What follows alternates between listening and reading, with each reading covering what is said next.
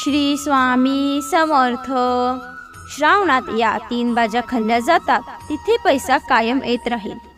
जर तुम्ही या 3 भाज्यांचं सेवन करता तर तुमच्या घरात धनाची कधीही कमी राहणार नाही. घरात नेहमी सुख शांती समृद्धी नांदेल. पण या भाज्या ठराविक वारी खायच्या आहेत तरच तुम्हाला याचे फळ आहे ते प्राप्त होणार आहे. अशा कोणत्या भाज्या आहेत ज्या खाल्ल्याने आपल्याला धनाची प्राप्ती होते? या जगात जेवढे पण खास पदार्थ प्राप्त होत असतात ते फक्त प्राणीमात्रांची भूक शांत करण्याचे काम करत नाहीत, तर कोणत्या ना कोणत्या प्रकारे प्रत्येक व्यक्तीसाठी नक्कीच फायदेशीर सिद्ध होत असतात. परमेश्वराने कित्येक प्रकारची फळे आणि भाज्यांना या भूतलावावर उगविले आहे आणि लोकांना या भाज्यांपैकी फक्त काहीच भाज्या आवडत असतात ज्याने ते आपली भूक मिटवण्याचे काम करतात.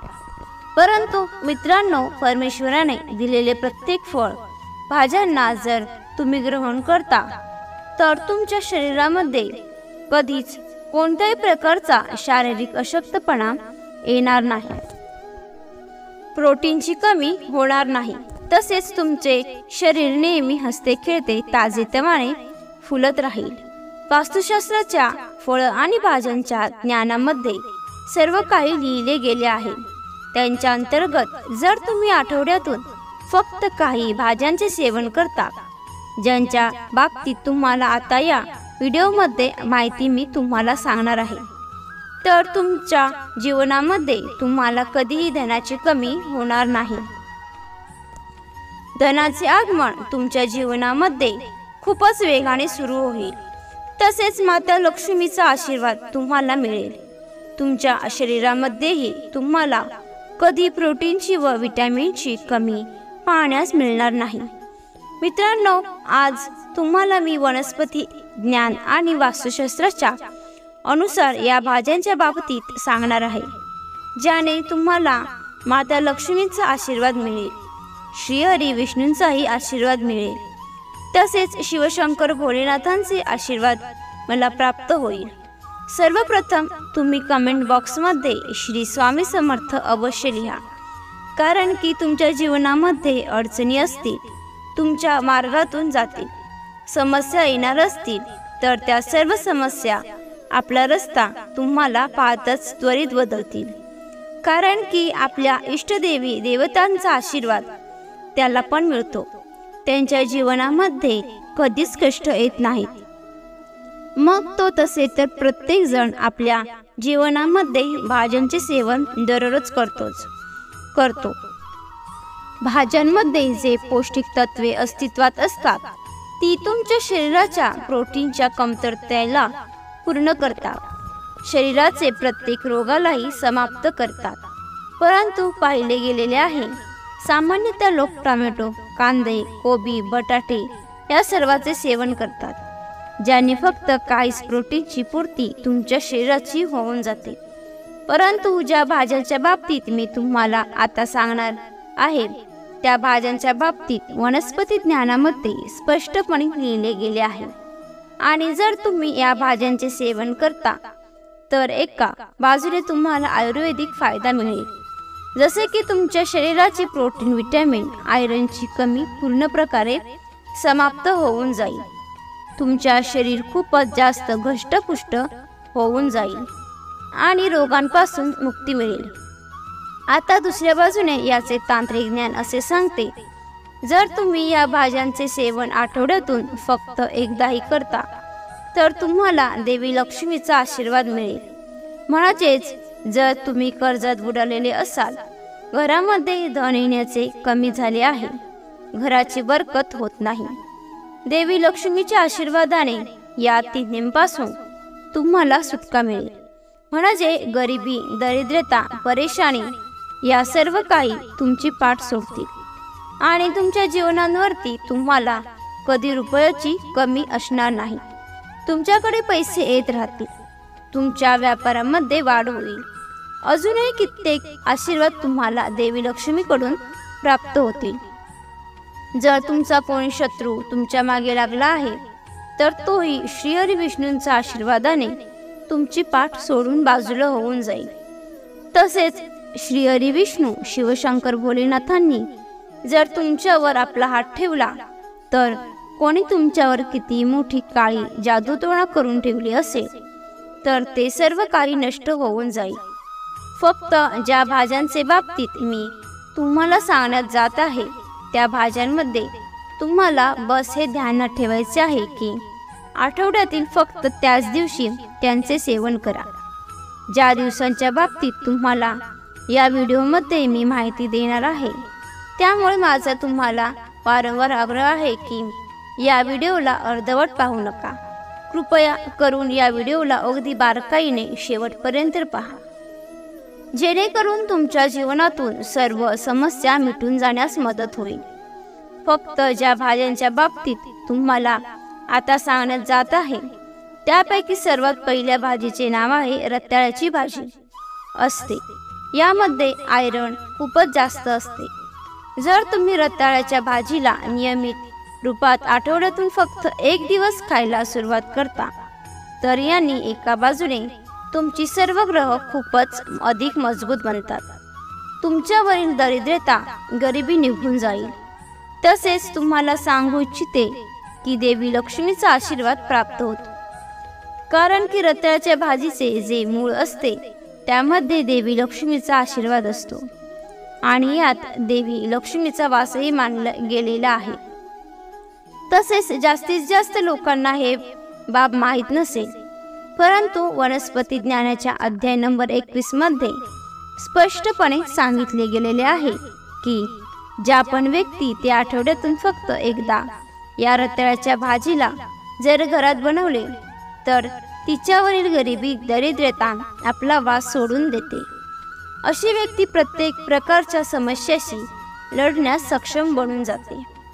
जर तुम्ही आठवड्यातून एकदा फक्त शुक्रवारच्या दिवशी रताळ्याची भाजी खाता तर तुमच्या शरीराला भरपूर मात्रामध्ये प्रोटीन व विटॅमिन मिळेल आणि दुसरीकडे तुम्हाला देवी लक्ष्मीचा आशीर्वाद मिळेल.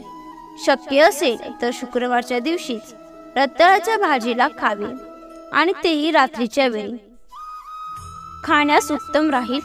मानले जाते की जे लोक रताळ्याच्या भाजीला शुक्रवारच्या दिवशी खातात त्यांच्या जीवनामध्ये कधी धनाची कमी होत नाही.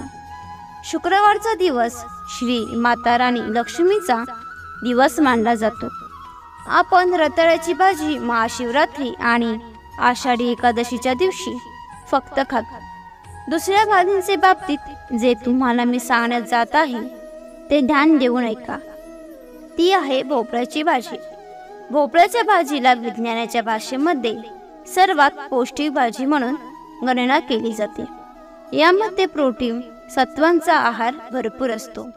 आयुर्वेदिकच्या जाणकारांचेही मान्य आहे की जर आठवड्यातून फक्त एक दिवस भोपळ्याच्या भाजीचे सेवन केल्याने कित्येक प्रकारचे रोगही एकदम बरे होऊन जातात. शरीराच्या किती प्रकारच्या पोटाच्या कमीला भरून काढते ही भोपळ्याची भाजी. वनस्पतीशास्त्राच्या अध्याय नंबर 21च्या 3ऱ्या पानावर हे स्पष्टपणे लिहिले आहे की जर तुम्ही भोपळ्याच्या भाजीचे सेवन करता तर तुमच्या घरामध्ये जे धनाचे आगमन होत आहे ते खूपच वेगाने होत जाते. कार्यान्वित होऊन धनाचे आगमन कायम सक्रिय स्थितीत राहते. याचा सरळ अर्थ हा आहे की जर तुम्ही लोकधंदा व्यापार दुकान चालवत असाल तर भोपळ्याच्या भाजीचे सेवन केल्याने तुमच्या धंद्यात ग्राहकांची गर्दी लाईन लागते व तुम्हाला तुमच्या धंद्यानुसार ऑर्डर भरपूर मात्रात येऊ लागतात. तसेच तुमच्या घरामध्ये धनाची जी आवक आहे ती वेगाने होत जाते. जर शक्य असेल तर भोपळ्याच्या भाजीचे सेवन तुम्ही बुधवारच्या दिवशी करा. हे वनस्पतीशास्त्राच्या अनुसार खूप शुभ मानले गेलेले आहे. तिसऱ्या भाजीच्या बाबतीत तुम्हाला जे मी आता सांगत जात आहे तर या खूपच कमी लोक जाणत असतील. मिक्स डाळी वापरून बनवण्यात आलेली सांडग्याची भाजी. फक्त ही सांडग्याची भाजी म्हणजे 4 प्रकारच्या डाळींना वापरून म्हणजेच या तूर डाळ, मूग डाळ, मटकी डाळ व थोडीशी उडीद डाळ यांना बारीक मिक्सरला वाटून छोटे छोटे सोयाबीनसारखे वडे करून त्यांना उन्हात वाळवतात। या सांडग्याच्या भाजीला प्रोटीनचे घर मानले जाते। यामध्ये 17 प्रकारचे विटॅमिन व प्रोटीन भरपूर मात्रा येत असतात। या भाजीला ना केवळ पौष्टिक तत्वांचे भांडार मानले गेले आहे, तर यांच्या डाळीत श्रीहरी विष्णूंचा वास असल्याचे मानले जाते।